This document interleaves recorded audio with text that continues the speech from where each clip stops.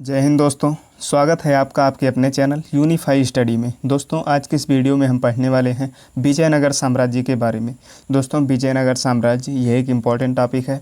इस टॉपिक से हमारे एग्जाम में सीधे क्वेश्चन पूछ लिए जाते हैं, तो आज हम इसी के बारे में दोस्तों डिटेल में पढ़ने वाले हैं। तो चलिए स्टार्ट करते हैं, घूमते हैं दक्षिण भारत में। तो दोस्तों दक्षिण भारत में विजयनगर साम्राज्य था। तो दोस्तों कब था? तो इसका शासन था दोस्तों 14वीं शताब्दी चल रही थी। तो दोस्तों 14वीं शताब्दी में तो दिल्ली सल्तनत के तुगलक वंश का शासनकाल भी चल रहा था। तो दोस्तों तुगलक वंश के शासनकाल में दूसरे शासक हुए मोहम्मद बिन तुगलक, जिनका शासनकाल था दोस्तों 1325 से 1351 तक। और दोस्तों 1320 से 1414 तक तुगलक वंश का शासन रहा। तो दोस्तों इसी बीच में मोहम्मद बिन तुगलक शासक था, जो कि तुगलक वंश का द्वितीय शासक हुआ। उसके द्वारा दोस्तों दो व्यक्ति थे, हरिहर एवं बुक्का। ये दोस्तों दोनों भाई थे। तो इन दोनों को दोस्तों मोहम्मद बिन तुगलक के द्वारा बंदी बना लिया गया था। दोस्तों बंदी बनाकर इनको, ये तो वास्तव में हिंदू थे, इनको दोस्तों इस्लाम धर्म दिलवा दिया था फोर्स करके। तो इस्लाम धर्म में ये चले गए थे। उसके बाद में दोस्तों कुछ समय बीता, उसके बाद मोहम्मद बिन तुगलक के द्वारा हरिहर एवं बुक्का इन दोनों भाइयों को भेजा गया दक्षिण भारत। जब दोस्तों ये दक्षिण भारत आने के बाद में इन दोनों को, हरिहर एवं बुक्का को, इनको विद्यारण्य गुरु मिले। तो दोस्तों इन्हीं के द्वारा इनको दोबारा हिंदू धर्म की दीक्षा दी गई। तो दोस्तों विद्यारण्य के द्वारा इन्हें फिर से हिंदू धर्म की दीक्षा दी गई। तो दोस्तों याद रखिएगा, विद्यारण्य इनके गुरु के द्वारा इन्हें हिंदू धर्म की दीक्षा दी गई। उसके बाद फिर ये हिंदू धर्म अपना लिए। उसके बाद दोस्तों फिर विजयनगर साम्राज्य की स्थापना की गई हरिहर एवं बुक्का के द्वारा। ये दोस्तों दोनों भाई थे, तो इनके द्वारा विजयनगर साम्राज्य की स्थापना हुई। दोस्तों विजयनगर साम्राज्य 1336 से लेकर 1672 ईस्वी तक इसका शासन हुआ। दोस्तों विजयनगर साम्राज्य में 4 वंश आए थे, जिसमें दोस्तों पहला वंश था संगम वंश। इसके दोस्तों 1336 से लेकर 1356 तक इसका शासनकाल रहा। उसके बाद दोस्तों आया सालू वंश। तो सालू वंश दोस्तों आया, तो ये 1485 से लेकर 1505 तक इसका शासन हुआ। फिर आए दोस्तों तुलु वंश आया। तुलु वंश में दोस्तों 1505 से लेकर 1570 ईस्वी तक इसका शासन रहा। उसके बाद दोस्तों आया अरबीडू वंश। तो अरबीडू वंश दोस्तों 1570 से लेकर 1672 ईस्वी तक इसका शासन रहा। तो दोस्तों ये थे 4 वंश विजयनगर साम्राज्य के।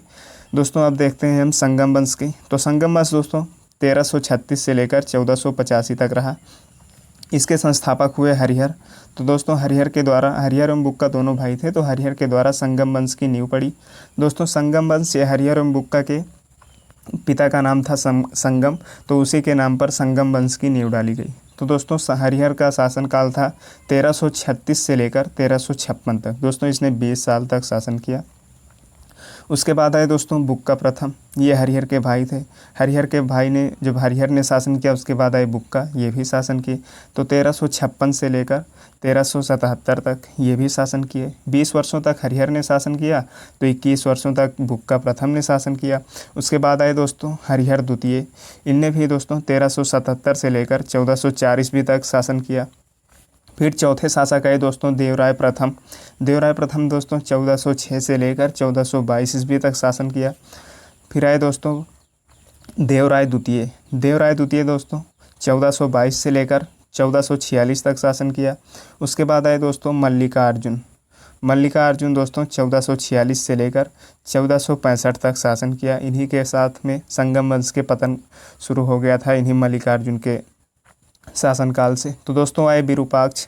विरूपाक्ष दोस्तों अंतिम शासक हुए संगम वंश के। 1465 से लेकर 1485 ईस्वी तक शासन किया।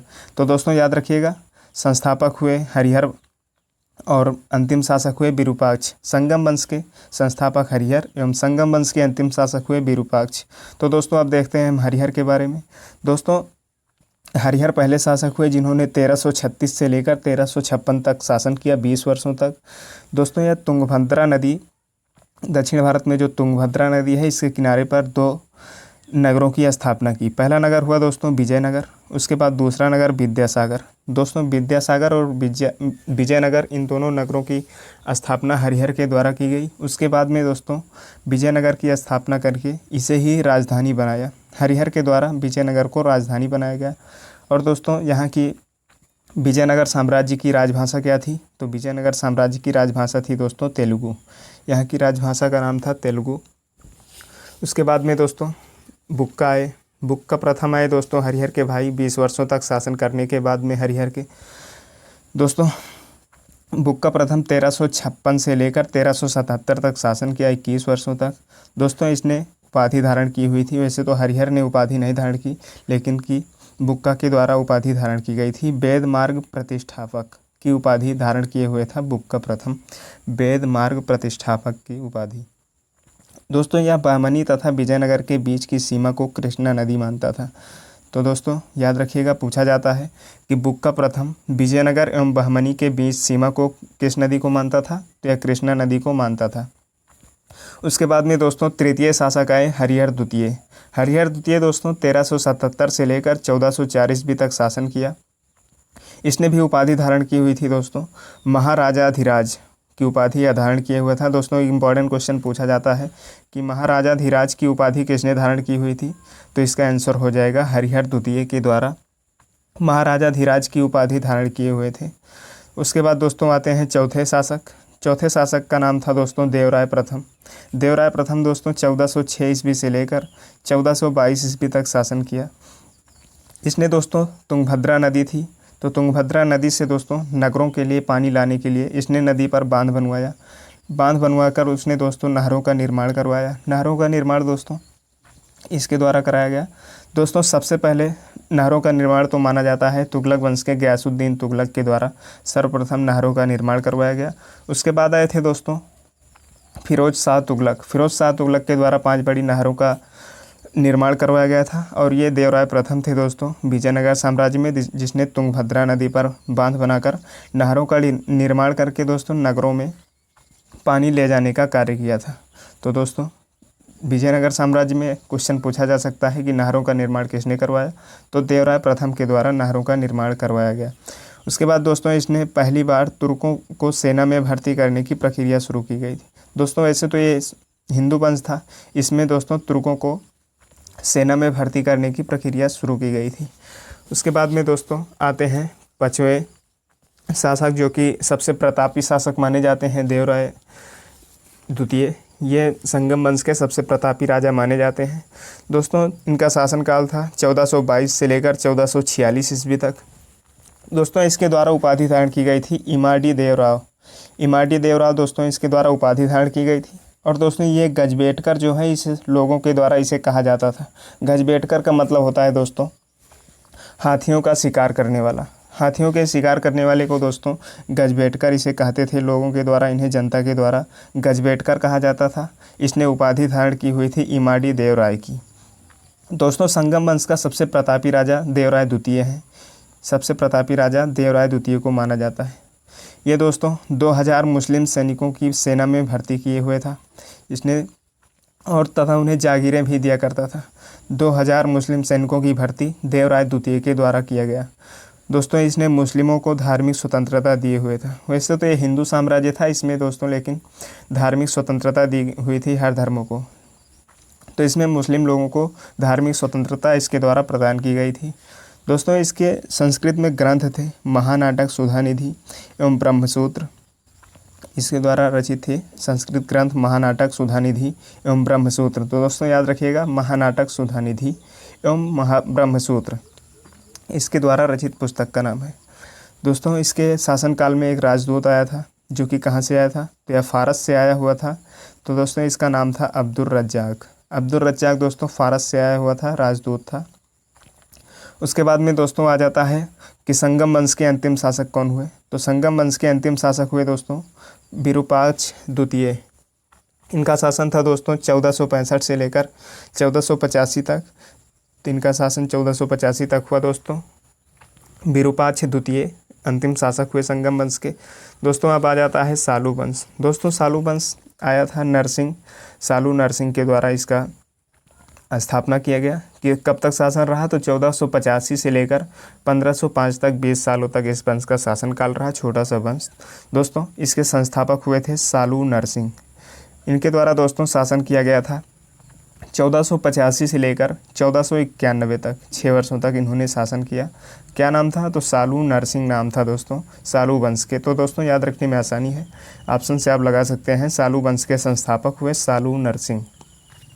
दोस्तों शासक बनने से पहले ये चंद्रगिरी के गवर्नर हुआ करते थे। कहाँ के? तो चंद्रगिरी के गवर्नर हुआ करते थे शासक बनने से पहले। अब दोस्तों गवर्नर थे इससे पहले, उसके बाद ये शासक बने। तो शासक बने तो इनका सेनापति भी हुआ करता था। सेनापति का नाम था दोस्तों नरसा नायक। इनके सेनापति का क्या नाम था? तो नरसा नायक इनके सेनापति का नाम था। दोस्तों द्वितीय शासक आए इमादी नरसिंह। इमादी नरसिंह के आने के बाद दोस्तों इनका शासक जो था नरसा नायक, ये यहाँ के सेना का प्रमुख हुआ करता था तथा इसके द्वारा प्रशासन संभाला जाता था। टोटल ये प्रशासन नरसा नायक के द्वारा ही संभाला जाता था।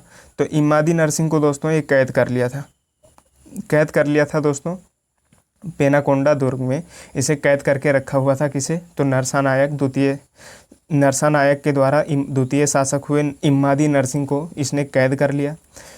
फिर दोस्तों वीर नरसिंह, ये कौन है? तो दोस्तों वीर नरसिंह है नरसा नायक का पुत्र था। इसके द्वारा दोस्तों इमादी नरसिंह की हत्या कर दी गई। तो दोस्तों इमादी नरसिंह की हत्या किसने की? तो वीर नरसिंह के द्वारा इमादी नरसिंह की हत्या कर दी गई। कब की गई? तो दोस्तों 1505 ईस्वी में इमादी नरसिंह की हत्या कर दी गई। किसके द्वारा? तो वीर नरसिंह के द्वारा। अब दोस्तों ये नरसा नायक का पुत्र था वीर नरसिंह। नरसा नायक ने तो केवल इन्हें कैद किया था, वीर नरसिंह ने इन्हें जान से मार दिया।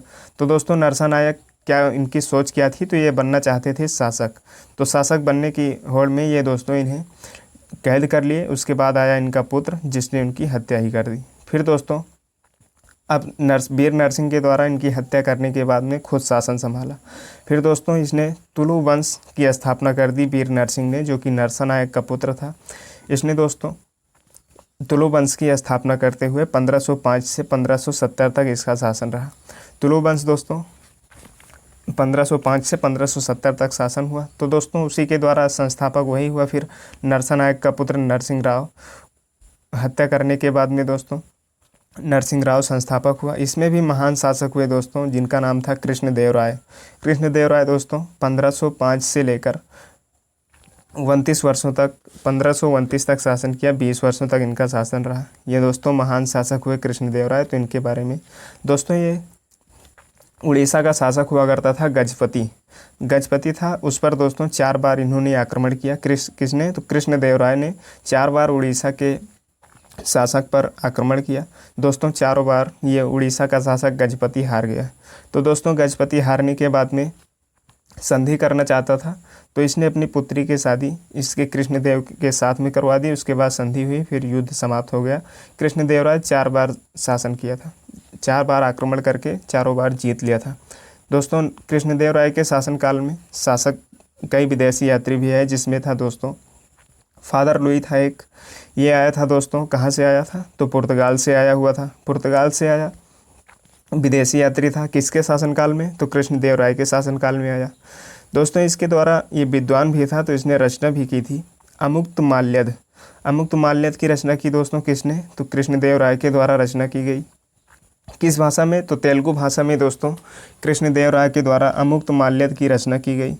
फिर दोस्तों जामवती कल्याणम एवं उषा परिणय, ये दोस्तों 2 पुस्तकें थी जिनका दोस्तों ये भाषा थी क्या? तो संस्कृत भाषा में इनके द्वारा इसकी रचना की गई। जामवती कल्याणम, उषा परिणय, इन दोनों की दोस्तों संस्कृत भाषा और अमुक्तमाल्यद तेलुगु में कृष्णदेव राय के द्वारा रचित पुस्तकें थी। दोस्तों ये खुद तो विद्वान था, इसके साथ में 8 सर्वश्रेष्ठ तेलुगु के कवि थे, ये भी इसके साथ में रहते थे, जिन्हें अष्टदिग्गज कहा जाता था। तो इसी के शासन में रहते थे। तो तेलुगु साहित्य के 8 सर्वश्रेष्ठ कवि अष्टदिग्गज इसके पास रहते थे। ये खुद तो विद्वान था और भी विद्वान 8 विद्वान रखता था। दोस्तों कृष्णदेव राय के युग को तेलुगु साहित्य का स्वर्णिम काल यानी क्लासिक युग कहा जाता है।